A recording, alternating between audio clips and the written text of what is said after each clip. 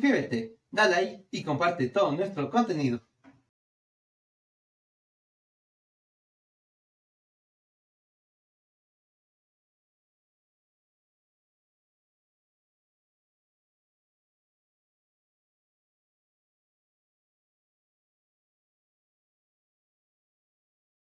Continuamos en Café Sin Rosca y como todos los jueves ya tenemos a nuestro invitado de la Universidad UTE, con quien vamos a dialogar sobre algunas temáticas. Estamos con el director o Sí, decano, director. director de la Facultad de Arquitectura. Estamos con Adrián Beltrán, a quien le damos la cordial de las bienvenidas a Café Sin Rosca, Hoja de Ruta, para, bueno, conversar de algunos temas. Vamos a conversar inclusive de inteligencia artificial y, bueno, es algo que siempre va a llamar la atención. Como yo he dicho en otras ocasiones, yo tuve la oportunidad de vivir esta transformación tecnológica digital. Entonces yo recuerdo que inclusive en algún rato le metía mano ayudándole a mi cuñado arquitecto cuando hacía su tesis, ayudarle a trazar Por supuesto. líneas con rapidógrafo, a hacer algunas letritas rotulando. Creo que eso ya va quedando atrás. Pero bueno, ya vamos a hablar precisamente más del tema. En primer lugar, vamos a darle la bienvenida a Adrián y pedirle hacer una breve presentación, decirle bienvenido a Hoja de Ruta, pero también pedirle que se presente a la audiencia. Por supuesto, bueno, muchas gracias por el espacio. Quiero agradecer por esta apertura que nos dan un poco a contar de cómo estamos trabajando con la universidad. Me presento, yo soy Adrián Beltrán, soy el director de la carrera de arquitectura de la Universidad UTE. Y bueno, es el tema en el que nos vamos a enfocar un poco el día de hoy, que es el de Sí, la sí, pero inteligencia te hablemos un artificial. poquito más de Sí, ti. por supuesto. ¿Desde qué tiempo estás involucrado en la UT? Bueno, yo voy en la universidad ya 6 años.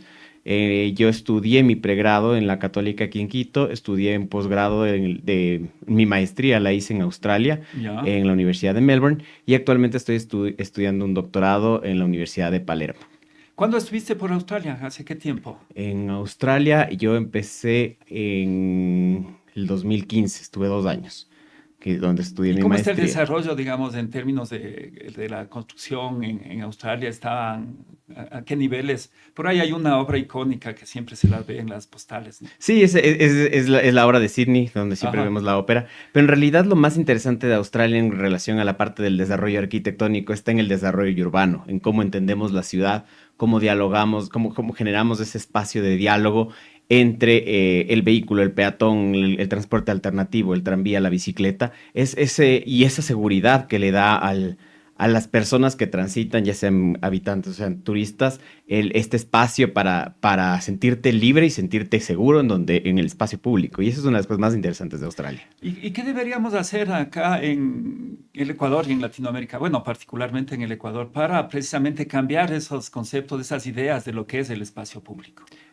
Debemos partir primero desde un cambio de perspectiva, desde un cambio de cultura, de entender que nosotros seguimos diseñando, sobre todo en Latinoamérica, seguimos diseñando las ciudades para el auto. El Ya. mismo hecho de que el espacio público esté diseñado para que la mayor parte, el 70% del espacio, sea para el automóvil, ahí le estamos quitando la importancia del peatón. Estamos quitando la importancia de vivir la ciudad, porque no puedes vivir la ciudad desde el auto. Ujú. Entonces, empezar a cambiar un poco el chip, empezar a cambiar, pensar nuevamente en estas alternativas de transporte, en la bicicleta, en el tranvía, en estas cosas que nos ayudan a tener una movilidad un poco más limpia, mover un poco más en masa y no la individualidad del automóvil, que es lo que nos está impidiendo un poco ese Y progreso. bueno, ¿y de dónde vienen estos conceptos? Y te hago una pregunta tal vez difícil. ¿Será que la academia no contribuyó adecuadamente en estos conceptos y por eso tenemos las ciudades bastante caotizadas por precisamente darle esa importancia al auto y no a la gente, al Sí, peatón? sí, ahora la visión de la universidad y sobre todo de nuestra facultad es una visión enfocada en el ser humano y relacionada con el contexto. Entonces es entender el contexto en relación a la parte construida, la parte natural y entender al ser humano como el eje de todo el desarrollo arquitectónico y urbano. Tenemos un problema, sí, hubo un problema durante varios años en la época del modernismo, donde el modernismo prioriza al vehículo. Sí, y el modernismo nos hace estas ciudades complejas donde se exalta la tecnología, se cree que el desarrollo realmente es el vehículo y todas las ciudades empiezan a transformarse. Es un movimiento, es un movimiento que termina en los años 60, 70, y ahí empieza nuevamente nos empezamos a dar cuenta un poco del cambio que tenemos que realizar. En Latinoamérica nos demoramos un poco más en el proceso y empezamos a ver los cambios, todo este problema en la actualidad. En ese proceso perdimos un montón de tiempo. Por supuesto. Y las ciudades fueron desarrollándose, no sé si desorden, orden, bueno, unas más desordenadas que otras. Sin embargo, también hay otra parte que es la buena, o sea, lo que tenemos también las ciudades, en este caso Quito, con todo un bagaje cultural y arquitectónico, especialmente en lo que es el centro histórico. Y eso, de alguna manera, también empezó a ser una parte fundamental en la vida de los quiteños, que merece ser tratado como, no sé, más adecuadamente, diría yo. Porque en este momento el centro histórico como que no responde a esa lógica también de tener un centro cultural, sino que se ha ido degradando, tugurizando inclusive. ¿Qué nos podrías comentar al respecto? Bueno, me estoy saliendo un poco de los temas, pero no te preocupes. Para conversar. Sí, completamente, y todas estas cosas se ajustan un poco a la visión que tenemos dentro de la facultad, enfocarnos en el ser humano, y eso también es un poco entenderlo a la planificación, a estas cosas que son como más amplias, entenderlas desde entender el existente.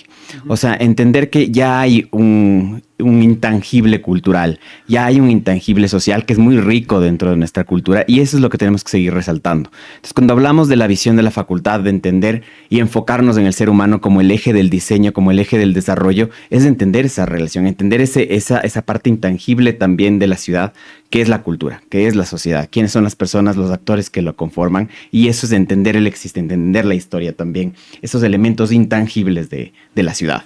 Bueno, yo creo que en la UTE sí lo han logrado. Yo digo por la casona, que siendo un elemento patrimonial, porque así es, han logrado también tener una sede bastante agradable, diría yo.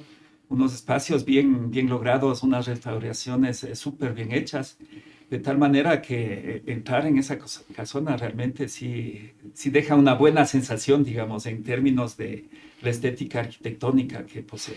Y bueno, y es muy interesante que lo menciones, porque nosotros uno de nuestros orgullos también es todos los espacios que tenemos dentro de la facultad. El primero es el que mencionas, que es el campus matriz, donde tenemos la facultad de arquitectura, está la facultad de gastronomía, está la facultad de ingeniería, donde sí adaptamos estos espacios se empiezan a adaptar a la enseñanza, a las nuevas metodologías con las que trabajamos, a las metodologías colaborativas, donde el estudiante trabaja en grupo porque entiende que la disciplina no es una disciplina personal o individual, sino es una disciplina donde empiezas a trabajar con grupo de personas. Entonces las aulas y estos espacios se empiezan a adaptar para esas nuevas metodologías de enseñanza. También tenemos el otro campus, el campus occidental, donde tenemos las otras carreras, tenemos medicina, tenemos derecho, y tenemos el campus también en Santo Domingo. En total tenemos 6 carreras. Todavía el campus de Santo Domingo. Bueno, el campus de Santo Domingo ya tenemos algunas carreras. El semestre pasado abrimos ya arquitectura también. Ya empezamos arquitectura también en Santo Domingo, y próximamente también estamos planificando la sede en Manta. No, pero el campus occidental, digamos, el más grande de la UTE, también es concebido bien logrado, digamos, en términos arquitectónicos, mucho espacio, muchas áreas verdes, digamos, mucho aire para los estudiantes, en realidad. La UTE veo que siempre está cuidando en todos los órdenes, no solamente en lo académico, sino también en brindar los espacios cómodos para los estudiantes. Y eso es importante porque así como tenemos nosotros la visión de la facultad de enfocarnos el diseño en el ser humano, la visión de la universidad es enfocarnos en el estudiante. O sea, las clases, cómo están organizadas, las estructuras tanto metodológicas como estructuras académicas están diseñadas para que el estudiante sea el eje de todo. Entonces, y incluso los espacios, estos espacios donde nos estamos apropiando, donde los estudiantes se apropian del espacio para hacer los suyos, esa es la parte más interesante de la vida académica dentro de los campus que tenemos. Bueno, y ahora cuéntame un poco cómo va ese proyecto del campus en Montecristi, ¿es verdad? Sí, estamos desarrollando un campus en Montecristi, es la visión que esperamos abrir, si no es el próximo año, el de más de arriba, a inicios del 2025, donde la Facultad de Arquitectura está involucrada en el proceso tanto de diseño del nuevo campus como en la apertura de la oferta académica en Manabí. ¿Cómo está la planificación? ¿Para cuántos estudiantes está planificado el campus de Manabí? El campus de Manabí está planificado para que se abran 5 carreras de la oferta académica. Nosotros en la universidad tenemos 6 facultades y 16 carreras, pero en este primer periodo pensamos abrir la oferta académica, aperturarla con 5 carreras y entre esas lo tenemos de arquitectura. Y en términos de la infraestructura, ¿cómo incide la virtualidad? Porque ahora sabemos que una buena parte de la oferta académica mismo, de las materias que se imparten, se lo hace también de manera virtual. ¿Esto incide en la planificación, incide en términos de que la arquitectura tiene que ir adaptándose también a esta nueva forma de impartir conocimiento? Por supuesto. Ahora nosotros dentro de la universidad mismo tenemos las carreras que son mucho más prácticas que necesariamente tenemos que tener presencialidad, como tenemos medicina, gastronomía, arquitectura y las maestrías, los posgrados, los estamos trabajando de manera virtual. Pero dentro de esta estructura de aprendizaje tenemos también los laboratorios que están equipados con toda la tecnología que necesitamos y dentro de la Facultad de Arquitectura estamos implementando nuevas tecnologías donde incluso la malla se está transformando para adaptarse a estas nuevas tecnologías, donde estamos aplicando ya inteligencia artificial, estamos aplicando la realidad aumentada, todo para que sea parte del pensum, ya no sea solo como una herramienta donde tal vez lo atopo o no en una materia, sino que ya es parte de la estructura académica con la que se van a formar los estudiantes.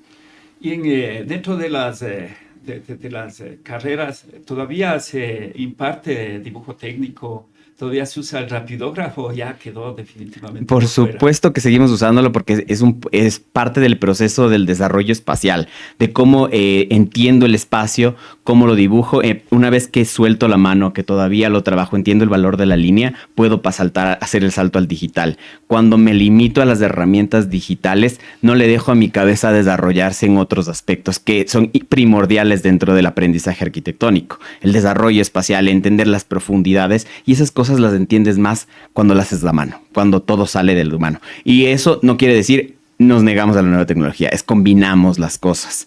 Vemos cómo se está aplicando la inteligencia artificial, cómo se mezcla eso con el boceto a mano. O sea, esto me ayuda y me optimiza muchísimo tiempo, pero es un aporte a la forma tradicional de plasmar las ideas. Optimizo tiempos con una tecnología, pero me complemento con la parte de a mano. Sí, porque eso me ayuda muchísimo. Están usando papel sketch y papel calco. Por supuesto.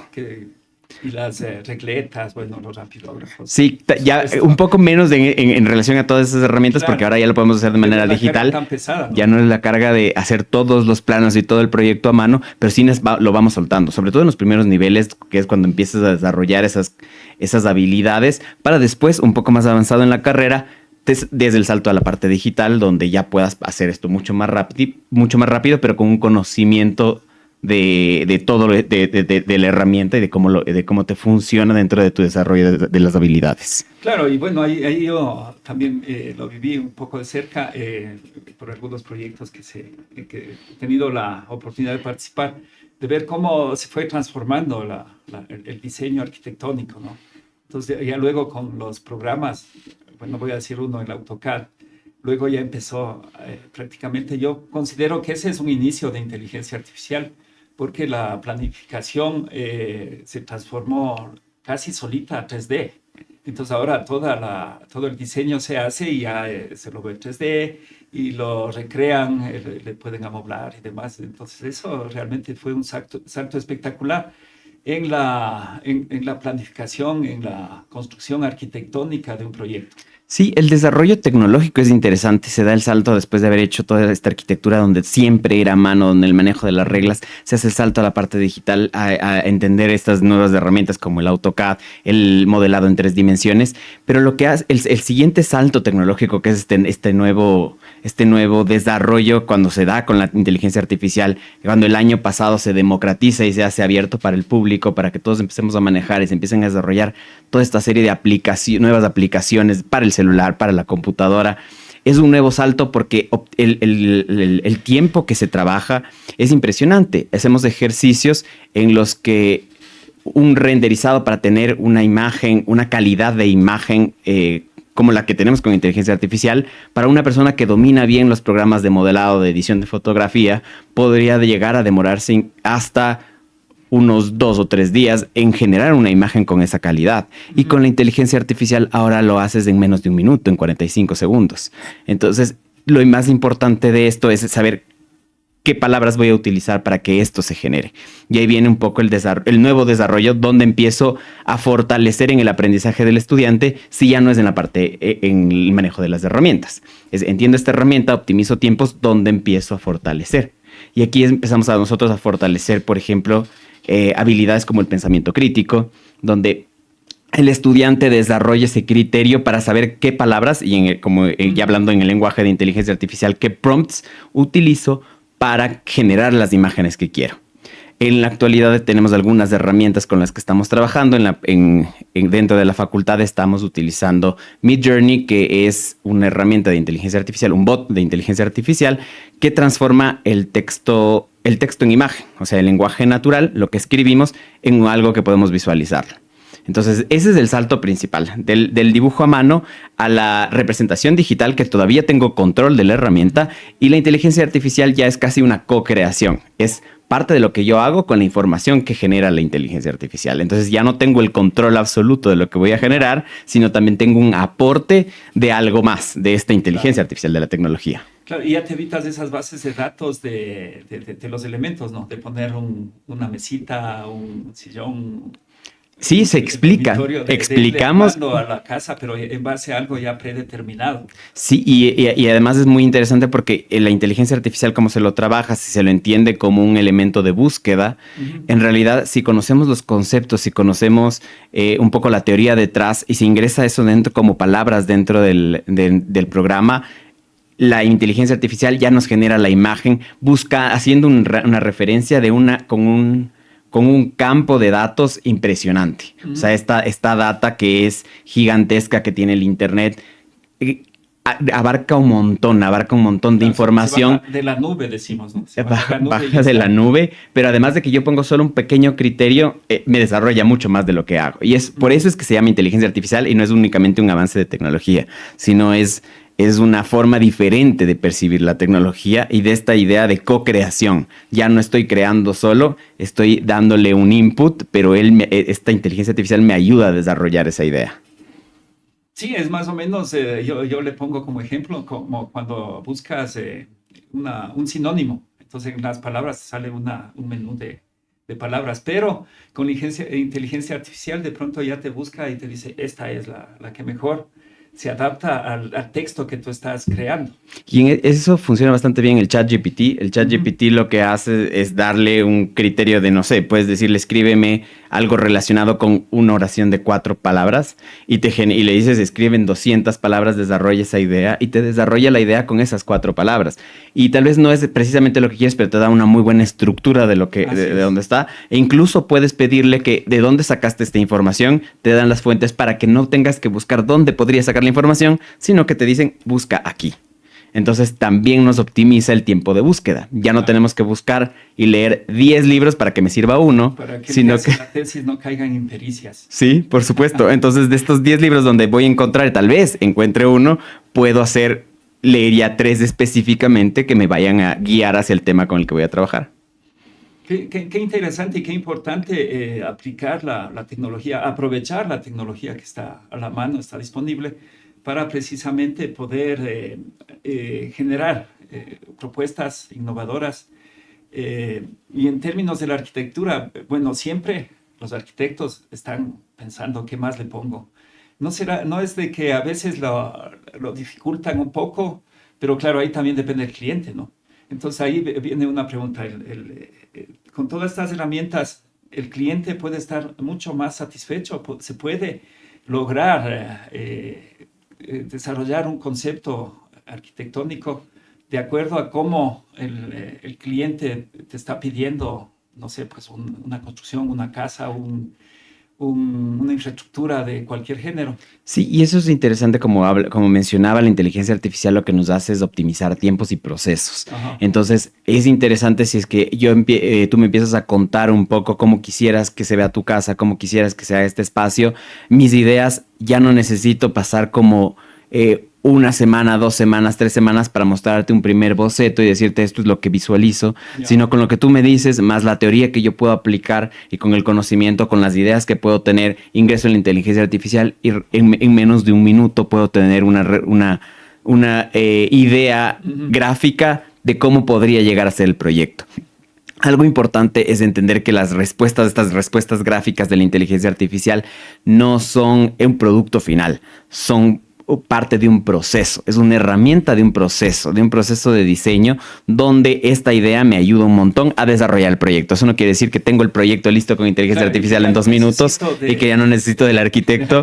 Por supuesto que no, es una herramienta que utilizamos para optimizar procesos y poder dedicarnos a otras cosas, dedicar nuestro tiempo al desarrollo del pensamiento crítico, a esto que hablábamos al inicio de entender por qué las ciudades están enfocadas en el auto, cómo genero soluciones.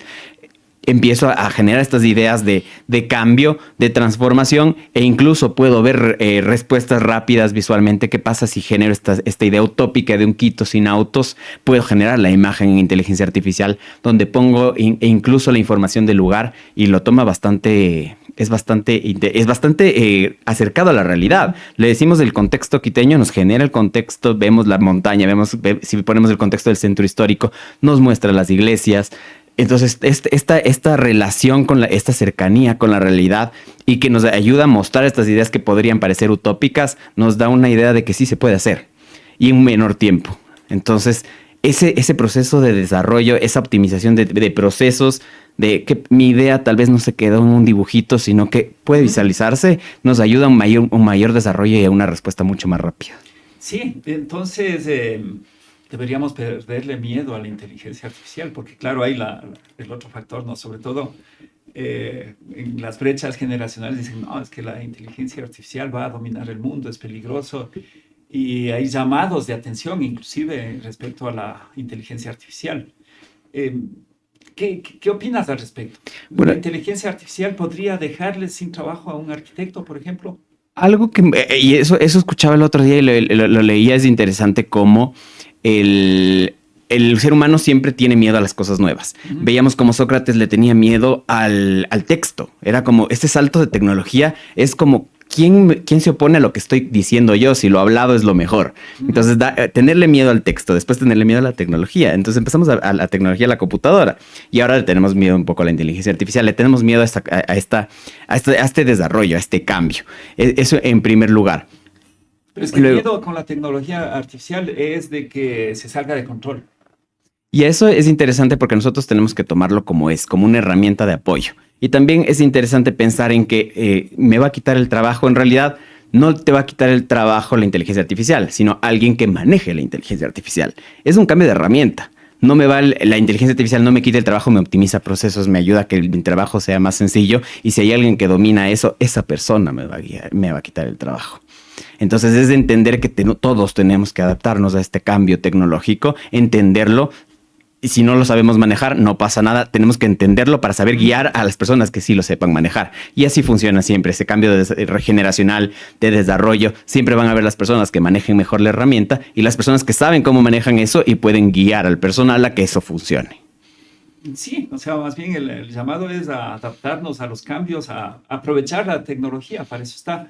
Y claro, ahí viene un tema también que a mí sí me preocupa, es de que la humanidad se ha desarrollado en términos de tecnología increíblemente en el último siglo, mediados de siglo, nomás diríamos, en el anterior para acá. Y en vez de mejorar de pronto nuestra calidad de vida, como que también se complica. O sea, tenemos más tiempo, deberíamos tener más tiempo para disfrutar precisamente de toda la construcción en diferentes ámbitos. pero realmente a veces estamos siempre buscando qué hacer y qué hacer y qué hacer y qué hacer, y el tiempo se nos va y no tenemos el tiempo que deberíamos dedicarle al ocio, por ejemplo. Y eso también es una parte fundamental de todos los conceptos arquitectónicos que se desarrollan y por eso están precisamente los espacios y el espacio para el público y la dotación de la infraestructura en la UTE se enfoca también en ese ámbito. Sí, y en ese sentido yo siento que soy bastante optimista en relación a la parte de a la humanidad. Siento que las nuevas generaciones tienen un poco más de conciencia con la social, tienen un poco más de conciencia con la parte natural, el tema del reciclaje. Es como ya no todo es desperdicio. Ahora empiezo a reciclar, empiezo a pensar un poco más en los animales, empiezo a pensar un poco más en el entorno natural. Esa parte de relación yo siento que en realidad soy muy optimista en eso. Siento que las nuevas generaciones sí tienen esa conciencia y también siento que como ser humano, confío en la resiliencia del ser humano, en que nos vamos adaptando a estos nuevos entornos, vamos adaptando a las nuevas tecnologías. Y es un poco lo que también buscamos dentro de la universidad, es esa adaptación. Apenas salió la inteligencia artificial en julio del año pasado, fue cómo lo tomamos. No nos supongamos, esto va a cambiar el mundo, tenemos que adaptarnos, entendamos cómo lo va a funcionar y cómo lo empezamos a aplicar dentro del proceso educativo. Cómo hacemos que sea algo ético, que sea un manejo responsable de la herramienta desde el inicio. O sea, no quedarnos atrás, adaptarnos a estos espacios para que estas nuevas generaciones que tienen un poco más de conciencia social y natural puedan aplicar esta herramienta de una manera responsable. Entonces, eso es un poco también esa visión que tenemos dentro de la facultad, dentro de la universidad, de cómo nos vamos adaptando a los cambios y cómo lo hacemos para que esto sea una respuesta responsable y ética. Bueno, y aquí vamos en la parte final. ¿Qué decirles a los estudiantes que están deseosos de seguir la carrera de arquitectura? A lo mejor, ¿qué les ofrece la UTE? ¿Qué podríamos decirles a esas personas? Bueno, nosotros dentro de la universidad, como mencionaba, a partir de octubre del semestre del año pasado, ya estamos aplicando la inteligencia artificial en las materias, ya estamos aplicando ejercicios prácticos y les invitamos a que formen parte del nuevo periodo académico que empezamos en octubre y empezamos el proceso de matrículas en julio de inscripciones en julio de este año y el siguiente semestre empezamos en octubre. Estamos transformando la malla, estamos transformando el esquema académico para incluir estas nuevas tecnologías. Ahora se están aplicando en casi todas las asignaturas. Estamos viendo cómo se está transformando, cómo estamos optimizando los tiempos. El día 9 de agosto incluso tenemos una entrega de toda la facultad, tenemos la entrega final de los proyectos de la facultad y vamos a ver algunos acercamientos de inteligencia artificial, cómo están aplicándose dentro de los proyectos, dentro de los procesos de diseño. Entonces les invitamos a que formen parte de este desarrollo, que formen parte de la Facultad de Arquitectura, donde estamos ya trabajando con estas tecnologías y que empiecen a investigar. Estamos en un proceso de desarrollo donde si bien trabajamos ahora con una herramienta, mañana hay otra, mañana hay 5 más. Entonces no tenerle miedo o encasillarnos en un proceso, sino abrirnos a todo este desarrollo. Entender que es una herramienta que está en constante desarrollo, está en constante aprendizaje y nosotros nos tenemos que ir adaptando a eso. Y el tema de cupos, hay un cupo limitado, me supongo, para No, lo importante ahora es que se inscriban. Ya estamos en procesos de inscripción. Tenemos becas dentro de la universidad, tenemos becas enfocadas en la parte académica, rendimiento académico para abanderados y para escoltas. Tenemos becas deportivas, tenemos becas de apoyo económico, tenemos becas de inicio de carrera. Lo importante es que apliquen, dependiendo del tipo de beca, se les da la información para que empiecen la nueva carrera. Qué bien. Bueno, yo te quiero agradecer haber asistido a Hoja de Ruta. Te voy a dejar con un mensaje final a la audiencia. Bueno, muchísimas gracias por el espacio y nuevamente quiero generar este mensaje de optimismo de no tengamos miedo a este desarrollo tecnológico, adaptémonos a estas nuevas herramientas, apliquémosla y veamos cómo lo hacemos en beneficio de nuestra sociedad. Bien, bueno, conmigo también muchas gracias. Creo que estamos cerrando el noticiero. Estamos cerrando por el día de hoy. Aquí damos por concluido nuestro café sin rosca del día jueves y les invitamos a seguir en nuestra sintonía el día de mañana en otro café sin rosca a partir de las 7 de la mañana. Mañana también tenemos importantes invitados. Mañana vamos a hablar del tema de seguridad con el general Luis Altamirano, perdón, con el general Luis Altamirano. Luego vamos a hablar de cultura, va a estar acá una violinista de un grupo, de un... ¿No? Aquí me están corrigiendo. Pero bueno, mañana vamos a hablar de un concierto que se viene de una orquesta sinfónica. Y cerraremos de las transmisiones de Café Sin Rosca. El día de mañana va a estar con nosotros también el embajador de Rusia. Así es que cordialmente invitados a nuestro Café Sin Rosca del día de mañana. Y ya saben, estamos en todas las redes sociales como Hoja de Ruta EQ. Les pedimos apoyarnos dándonos los like, suscribiéndose a nuestra plataforma y también recibimos sus generosos aportes. Muchas gracias y muy buenos días. Buenos días.